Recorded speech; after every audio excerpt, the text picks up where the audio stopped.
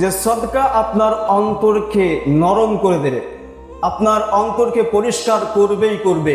যেটা এই অন্তরে যদি আপনার ময়লা আবর্জনা থেকে থাকে, আপনার অন্তর যদি পরিষ্কার না থাকে ভাই, তাহলে আমি আপনাদেরকে বলে যাচ্ছি আপনার অন্তরে আল্লাহর নূর প্রবেশ করবে না।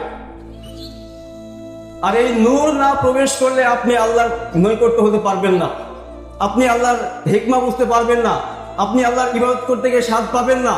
এই নূর তখনই পাবেন যখন আপনার অন্তরটা পরিষ্কার হয়ে যাবে। আর এই অন্তর পরিষ্কার করার একটা কারণ, একটা উৎস হচ্ছে সেটা হচ্ছে সদকা, দান। আল্লাহর রাস্তায় ব্যয় করবেন, কারণ ব্যয় করলে আল্লাহর রাস্তায় সদকা দান করলে আপনার অন্তর পরিষ্কার হয়ে যাবে, অন্তরে তখন নূর প্রবেশ করবে।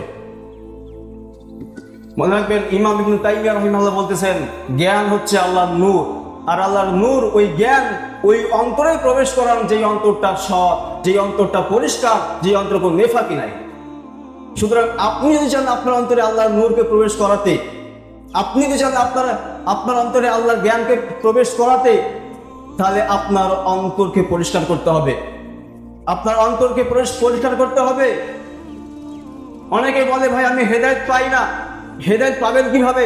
আপনার আল্লাহ বলতেছেন, ওয়াল্লাহু লা ইয়াহদিল কওমুল কাযিবিন, আমি আল্লাহ মিথ্যাবাদীদের হেদায়েত করি না। কে মিথ্যাবাদী? যে অনেস্ট নয়, যে সৎ নয়, যে সবসময় মিথ্যা বলে, যে সত্যের উপর অটল থাকে না, সে হচ্ছে মিথ্যাবাদী। আল্লাহ বলছেন, ওয়াল্লাহু লা ইয়াহদিল কওমুল কাযিবিন, আমি আল্লাহ মিথ্যাবাদীদের হেদায়েত করি না। সুতরাং হেদায়েত পেতে হলে আপনাকে অনেস্ট হতে হবে, সৎ হতে হবে। যদি হেদায়েত হতে চান, আপনাকে সৎ হতে হবে। এই জন্য হাদিস জানাইছে, আল্লাহ সুবহানাহু ওয়া তাআলা ওই ব্যক্তিকেই হেদায়েত দান করেন, আল্লাহ সুবহানাহু ওয়া তাআলা ওই ব্যক্তিকেই হেদায়েত দেন যার অন্তরটা সৎ, যার অন্তরটা পরিষ্কার। সুতরাং ওই অন্তর যদি পেতে চান, ওই পরিষ্কার অন্তর যদি আপনি পেতে চান, তাহলে আপনাকে একটা কাজ করতে হবে, সেটা হচ্ছে আল্লাহর রাস্তায় ব্যয় করতে হবে।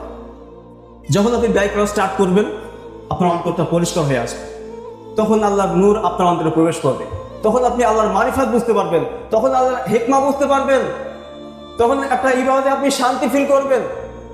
যদি আপনার এই অন্তরে যদি নেফাকি থাকে, পরিষ্কার না থাকে, ভাই ইবাদত করে কোনো স্বাদ পাবেন না। আসবেন যাবেন, এই আসা যাওয়াই হবে, হেদায়েত পেতে খুবই কষ্ট হবে। সুতরাং যেটা বলতেছিলাম, যে আল্লাহর রাস্তায় ব্যয় করবেন, কারণ এই ব্যয়, এই সদকা আপনার অন্তরকে পরিষ্কার করবে। আর এই অন্তর পরিষ্কার হলে আপনি আল্লাহর মারিফাত, আল্লাহকে বুঝতে পারবেন। আর আল্লাহকে বুঝতে পারলে ভাই আল্লাহর প্রিয় হয়ে যাওয়া সহজ হয়ে যাবে আপনার জন্য। সুতরাং আমি বলবো, আল্লাহর রাস্তায় ব্যয় করা স্টার্ট